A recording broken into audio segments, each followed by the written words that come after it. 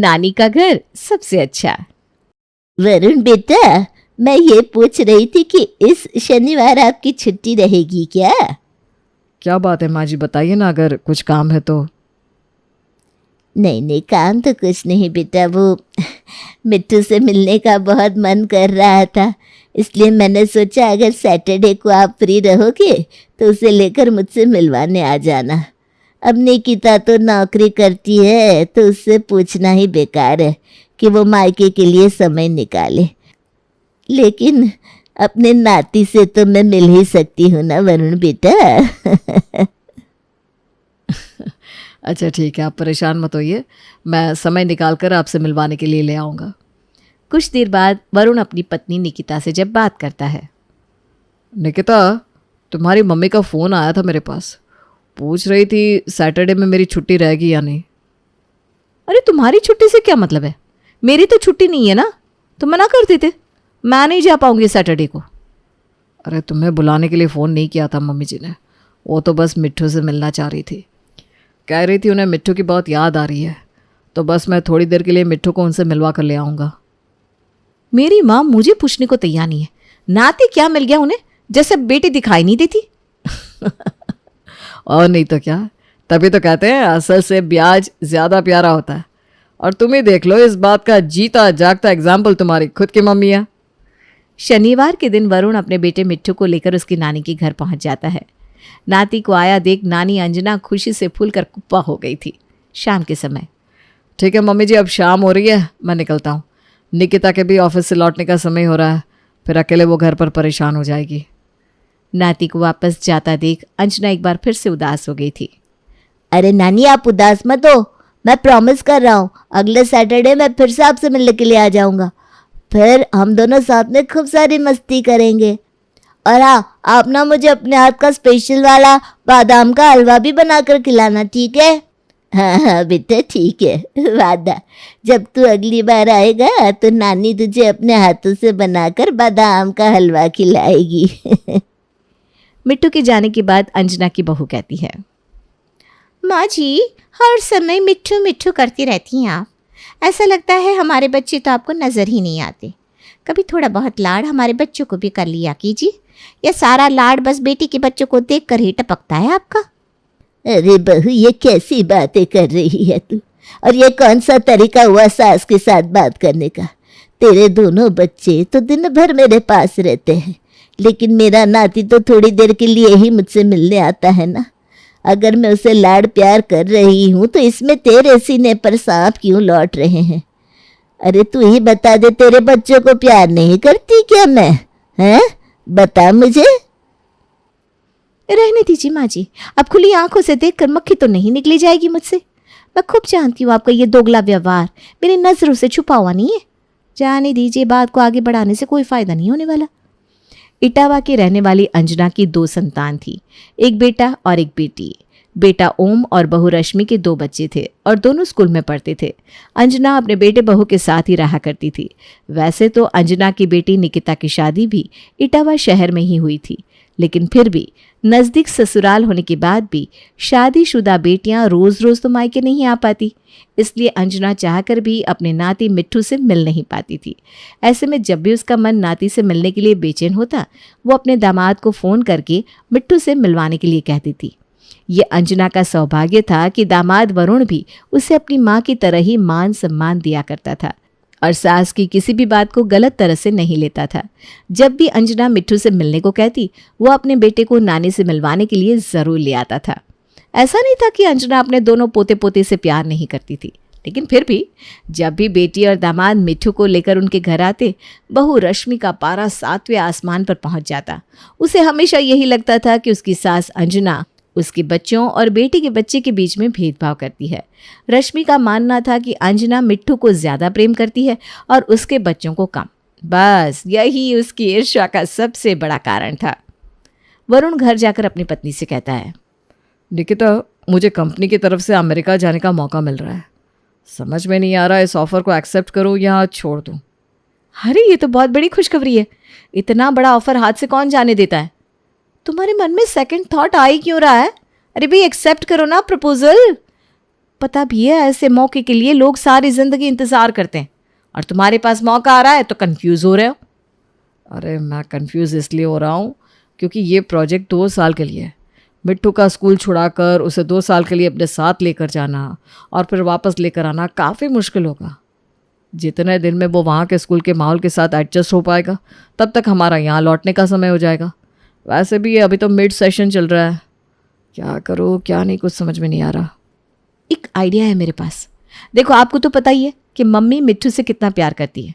उसको देखे बिना खाना हजम नहीं होता मम्मी का। कैसा रहेगा अगर हम मिट्टू को मम्मी के पास छोड़कर अमेरिका चले? मुझे भी ऑफिस से कई बार ऑफर मिला है, मैं भी अपने ऑफिस में बात करके देखती हूँ।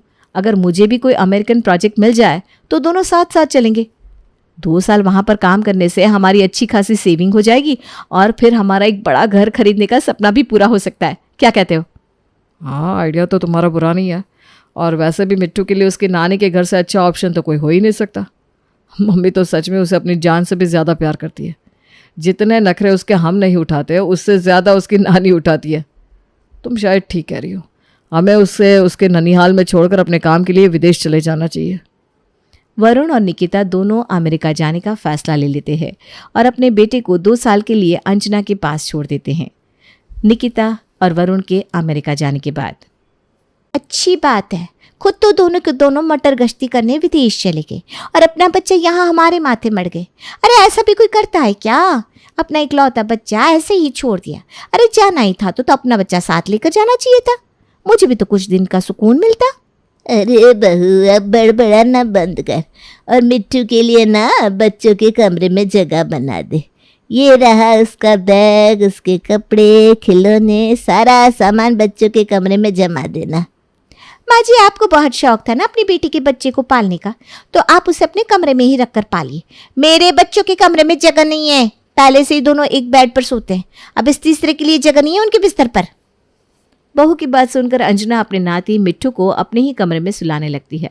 शुरुआत के कुछ दिन तो फिर भी मामी रश्मि चुपचाप थी, लेकिन जैसे जैसे समय बीतने लगता है मिट्टू रश्मि की आंखों में और भी ज्यादा खटकने लगता है। क्या है मिट्टू, ये पूरे कमरे में किताबें क्यों फैलाई हुई है? नहीं मामी, ये सब मेरी किताबें नहीं है, ये तो गट्टू और चिंकी की किताबें हैं। अच्छा, मुझसे बहस करेगा तू? दिखाई तो तुझे भी दे रहा है ना, किताबें गट्टू और चिंकी की है तो क्या हुआ? जल्दी से सारी किताबें उठाकर उनके बैग में रख, और हाँ, अपने साथ साथ आज से उन दोनों का स्कूल बैग भी तू ही लगाएगा। समझ में आई बात? ठीक है मामी, अब नाराज मत होइए, मैं उन दोनों का बैग भी लगा दिया करूंगा। कुछ देर बाद मामी, सबका बैग लगा दिया मैंने। गट्टू चिंकी ने तो दूध भी पी लिया, अब मुझे भी दे दीजिए ना, जोर से भूख लगी है। अच्छा, तो अब मेरे बच्चों की जासूसी करता घूमता है क्या? उन दोनों से तेरी कोई बराबरी नहीं है। अभी दूध खत्म हो गया है, कल सुबह जब दूध आएगा तब तुझे दूध मिल पाएगा। थोड़ी देर में खाना बना रही हूँ, खाकर सो जाना। लेकिन मुझे तो शाम में दूध पीने की आदत है मामी। सारा दिन तो खाली बैठा रहता है, खाली बैठे भूख ही लगेगी ना। थोड़ा काम में दिमाग लगाया कर तो भूख का ख्याल नहीं आएगा। ऐसा कर, जाकर डाइनिंग टेबल और सोफे की डस्टिंग कर दे, चल जा। मामी, मैं डाइनिंग टेबल और सोफे की डस्टिंग कैसे कर सकता हूँ? मुझे डस्ट से एलर्जी है। जितना कहा ना मैंने, चुपचाप से जाकर उतना काम कर, ज्यादा दिमाग चलाने की जरूरत नहीं है। और ये सब बहाने तेरे माँ बाप सुनते होंगी, मेरे सामने बहाने बनाने से कुछ नहीं होगा। मामी के डांटने पर मिट्टू चुपचाप से जाकर डाइनिंग टेबल और सोफे की डस्टिंग करने लगता है, जिसकी वजह से उसको एलर्जी हो जाती है और उसकी तबीयत खराब हो जाती है। अरे मिट्टू, क्या हो गया बेटा?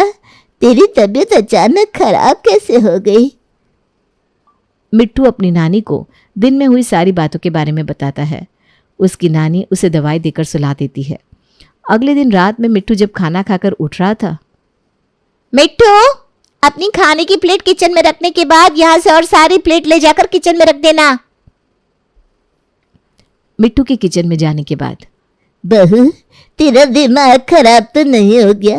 वो इतना छोटा बच्चा है और तू उसके साथ ऐसा व्यवहार कर रही है। और तू अपने बच्चों को देख, वो मिट्टू से बड़े हैं, फिर भी उनके स्कूल का टाइम टेबल तो मिट्टू से लगवाती है, उनकी झूठी प्लेट उठवाती है। तुझे बिल्कुल भी शर्म नहीं आती क्या? मुझे भला क्यों शर्म आएगी माँ जी? ये तो इसके माँ बाप को इसको यहाँ छोड़ने से पहले सोचना चाहिए था। अरे खुद तो वहां जाकर दोनों पति पत्नी जीवन के मजे ले रहे हैं और इसको हमारे मत्थे मार दिया। आप भी ना साफ साफ सुन लीजिए कि अब अगर ये यहाँ रहेगा तो कुछ काम तो करना पड़ेगा। मैं इसको मुफ्त की रोटी नहीं खिलाऊंगी, और अगर आपको इसके ऊपर ज़्यादा दया आ रही है ना तो आप खुद इसके लिए खाना बनाइए और इसको खिलाइए। काम धाम किसी को करना नहीं, चले आते हैं यहाँ मेरा काम बढ़ाने को। 2 दिन बाद मिट्टू स्कूल से आने के बाद टीवी देख रहा था, तभी वहां उसकी मामी आ जाती है। ए मिट्टू, दिमाग खराब हो गया है क्या? पूरा दिन यहाँ पर बैठकर टीवी देखता रहता है। इसका बिजली का बिल क्या तेरे मम्मी पापा दे रहे हैं? चल तुरंत टीवी बंद कर, भाग यहाँ से अपने कमरे में। मम्मी, मैं पूरा दिन कहाँ टीवी देखता हूँ, अभी अभी तो स्कूल से आया हूँ, और ये वाला कार्टून ना मैं हमेशा से देखता आया हूँ, मुझे बहुत अच्छा लगता है। प्लीज़ आप इसको मुझे देख लेने दीजिए, फिर थोड़ी देर में शो ख़त्म हो जाएगा तो मैं टीवी बंद करके अपने कमरे में चला जाऊँगा। मिट्टू के इतना कहने के बाद भी रश्मि को संतोष नहीं होता और वो उसके हाथ से रिमोट छीनकर टीवी बंद कर देती है और उसको ले जाकर उसके कमरे में बंद कर देती है। मिट्टू की ऐसी हालत अंजना से देखी नहीं जाती और वो अपनी बहू रश्मि से बात करती है। बहू, तू जो ये सब कर रही है ना, ठीक नहीं कर रही। ऊपर वाला सब कुछ देखता है, तेरे भी बच्चे हैं, किसी और के बच्चे के साथ ऐसा व्यवहार करना अच्छी बात नहीं है। अगर मुझे पता होता ना कि तू उसके साथ ऐसा व्यवहार करेगी तो मैं कभी भी उसको यहाँ रखने के लिए नहीं कहती। मुझे तो लगा था कि तू उसे भी अपने बच्चों की तरह समझेगी। देखिए माँ जी, मैं आपको बहुत बार पहले भी समझा चुकी हूँ और मुझे ना ये भलाई का भाषण बार बार मत दिया करिए। मैं अपने 2 बच्चों के साथ खुश हूँ, मुझे किसी दूसरे के बच्चे की सेवा करने का कोई शौक नहीं है। अगर आपको इस घर में उसके साथ हो रहा व्यवहार पसंद नहीं है तो आप उसको लेकर हमारे घर से जा सकती हैं। अब मिट्टू को डांटना जैसे रश्मि की आदत सी हो गई थी। कोई बात हो ना हो रश्मि उसको डांटने का कोई ना कोई बहाना ढूंढ ही लेती थी। रश्मि की ऐसी हरकतों से मिट्टू अब बहुत चुप चुप सा रहने लगा था और किसी से बात भी नहीं करता था। ना वो बाहर खेलने जाता था, ना ही अपने दोस्तों के साथ बातचीत करता था, और तो और सही तरह से खाना भी नहीं खाता था। अंजना मिट्टू के ऊपर रश्मि की ज्यादतियों को बढ़ता हुआ देखकर एक दिन उसकी माँ निकिता को फ़ोन करती है। निकिता बेटा, तुम लोगों को गए हुए बहुत दिन हो गए हैं, कब तक वापस आ रहे हो? माँ, अभी तो मैं यहाँ आए हुए 9 महीने का समय हुआ है, अभी तो हमें वापस आने में 1 साल से ज़्यादा लगेगा। आपकी आवाज़ से ऐसा लग रहा है कि आप बहुत परेशान हैं, कोई बात है क्या? बेटा, मिट्टू ना आजकल बहुत चुप चुप सा रहता है, किसी से बातचीत भी नहीं करता। कितना भी कहती हूँ कि बाहर खेलने चला जा, लेकिन अपने कमरे से बाहर ही नहीं निकलता। क्या हो गया माँ मिट्टू को? लाओ मेरी बात करवाओ उससे, मैं उससे पूछती हूँ क्या बात है। माँ हूँ मैं उसकी, मुझे अपनी परेशानी के बारे में ज़रूर बताएगा। अंजना मिट्टू को बुलाती है और फ़ोन उसके हाथ में देती है। मिट्टू बेटा, कैसे हो आप? मुझे ना आपकी बहुत याद आती है। नानी बता रही है कि आजकल आप अपने कमरे से बिल्कुल बाहर नहीं निकलते हो। अगर आपको हम लोग याद आते हैं तो हमें फ़ोन कर लिया करो बेटा। मिट्टू फ़ोन पर कुछ भी नहीं कह पाता, बस रोने लगता है और फ़ोन नानी के हाथ में वापस देकर वहाँ से चला जाता है। माँ, क्या हो गया? मिट्टू ने मुझसे बिल्कुल भी बात नहीं की और मुझे ऐसे क्यों लग रहा है जैसे कि वो रो रहा था। तुम्हें ऐसा लगा नहीं बेटा, वो सच में रो रहा था। अगर हो सके तो तुम तुरंत वापस आ जाओ, कहीं ऐसा ना हो कि देर हो जाए। अगर बच्चा ही सही नहीं होगा तो ऐसी कमाई का क्या करोगे तुम लोग? माँ की बात सुनकर निकिता तुरंत ही अपने पति वरुण को फ़ोन करती है और फ़ोन पर उसकी माँ से हुई सारी बातचीत बताती है। बस निकिता, मैं इसीलिए यहाँ नहीं आना चाहता था, लेकिन तुमने मेरी एक भी बात नहीं सुनी। अब हमें लेट नहीं करना चाहिए। ऐसे पैसों का कोई फ़ायदा नहीं कि पैसों के लिए हम अपने बच्चे से दूर रहे और उसका जीवन खराब होता हुआ देखे। मैं अगले हफ्ते ही हमारी वापसी की टिकट करवाता हूँ और हम लोग वापस अपने मिट्टू के पास चले जाएंगे। ठीक है, तुम टिकट करवा लो, मैं पैकिंग शुरू करती हूँ। वरुण और निकिता अगले ही हफ्ते इंडिया वापस आ जाते हैं और एयरपोर्ट से सीधे अपनी माँ के घर जाते हैं। उनके आने के बारे में मिट्टू को कोई भी जानकारी नहीं थी, इसलिए वो कमरे से बाहर नहीं आता। माँ, मिट्टू कहाँ है? दिख नहीं रहा है कहीं पर। बैठा हुआ है अपने कमरे में। मैंने तुझे बताया तो था कि वो अपने कमरे से बाहर निकलता ही नहीं। माँ की बात सुनकर निकिता मिट्टू के पास जाती है। मिट्टू अपनी माँ को देखकर रोने लगता है। अरे क्या हुआ मिट्टू, तुम रो क्यों रहे हो बेटा, और कमरे से बाहर क्यों नहीं आए? मैं बाहर नहीं आऊँगा, मैं यहीं ठीक हूँ, मैं यहीं रहूँगा। मिट्ठू को ऐसा डरा हुआ देख निकिता बहुत ही घबरा गई। अच्छा ये देखो बेटा, मैं आपके लिए क्या लेकर आई हूँ, चॉकलेट और गिफ्ट्स। देखो। नहीं खाना, चॉकलेट नहीं चाहिए। इसे हुआ क्या है माँ, ये इतना घबरा क्यों रहा है? क्या बताऊं बेटा, मुझे तो बताने में भी शर्म आ रही है कि मेरी बहू उसके साथ बहुत बुरा व्यवहार करती है। उसकी डांट फटकार की वजह से मिट्ठू की ऐसी हालत हो गई है कि अब वो किसी से भी बात नहीं करता। पूरा पूरा दिन बस अपने कमरे में रोता रहता है। मुझसे जब ये सब देखा नहीं गया तो मैंने तुझे बुला लिया। नहीं मिट्ठू, अब तुम्हें कोई नहीं डांटेगा। अब हम लोग आ गए ना बेटा, अब हम लोग अपने घर चलेंगे। अब तो यहाँ नहीं रहोगे। और माँ, आपको भी यहाँ पर बिल्कुल भी रहने की ज़रूरत नहीं है। आप भी अब से हमारे साथ हमारे घर पर ही रहेंगी। क्या गिला करूँ भाभी के गलत व्यवहार का। जब पैसे के लालच में मैं माँ होकर अपने बच्चे की खुशी और गम को नहीं समझ पाई, तो भाभी तो फिर भी इसकी बस मामी है। अगर इन सब में सबसे बड़ा गुनहगार कोई है तो वो मैं और वरुण है। बच्चा अपने माँ बाप की जिम्मेदारी होता है, कोई भी मेरे बच्चे की जिम्मेदारी क्यों लेना चाहेगा? हाँ माँ, निकिता सही कह रही है। आपके प्यार को देख कर ही हमने अपने बच्चे को यहाँ छोड़ने के बारे में सोचा था। अब आपको भी यहाँ पर रहने की कोई ज़रूरत नहीं है। अब मुझे अपने बेटे जैसा ही मानती है ना, तो मेरी बात को मना मत करिए। आपको हमारे साथ ही चलना होगा। ऐसे माहौल में ना मेरा बच्चा रहेगा न मेरी माँ। मिट्ठू बेटा, मुझसे बहुत बड़ी गलती हुई जो मैंने तुझे उस घर में रहने के लिए कहा। मेरी वजह से ही तेरी ये हालत है।